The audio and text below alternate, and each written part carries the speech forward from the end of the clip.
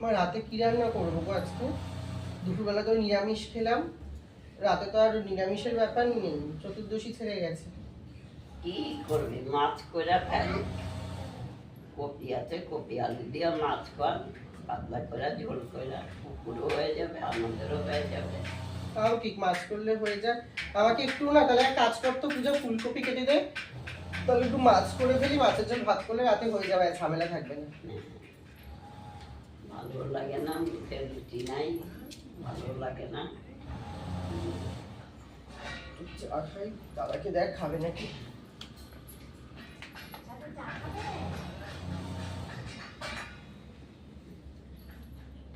খাবে দাদা, চা খাবে?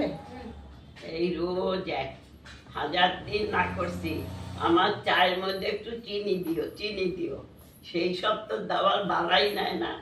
কতগুলি জল চা, চানে চিনি ছাড়া চা খাইতে হয় না, আমার একটু চিনি মারটাতে একটু চিনি দিতে পারিস না মার চাটায়? আর কতদিন বলবো তোমাকে? আমরা তো চিনি কম খাই, মা তো কম বেশি। 6 মাস হয়ে গেল, বিয়ে হয়ে গেছে, এখনো যদি এটা না বোঝো, এই সংসারটা না করো, তা কবে করবে? আর সংসার কবে করবে? মারটা একটু চিনি দিই, হ্যাঁ। তাহলেই হয়। এরকম চা কি রোজ রোজ খাওয়া যায় বলো? এরকম চা রোজ রোজ ভালো লাগে কারোর খেতে? কেউ খায় ওদের কোনোদিন? মুখে রুচি নেই না। খেয়েছে? দেবো, ছুঁড়ে ফেলে দেবো, এবার মজা হবে, ভাল লাগবে দেখতে, ভাল লাগবে, দেবো ফেলে। চিনি তো ঠিকঠাক দিয়েছি, যথেষ্ট চিনি দিয়েছি। খাবোই না, ওরকম চা আমি খাই না। যে চায় মিষ্টি হয় না, কিছু হয় না, সেই চা আমি খাই না। তো তুমি ফেলে দিলে না তো ফেলে ফেলছি, কালকে রাস্তায় ফেলবো গ্লাসটা।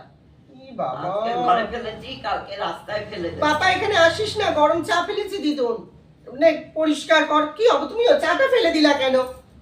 কি অবস্থা দেখ, এরা না মানে সত্যি মানে কি বলবো। রোজ এরকম চা ভালো লাগে না, একদিন দুদিন হয় তো ভালো লাগে। দেখো এই পরিষ্কার করা আমি জানি না, যা তো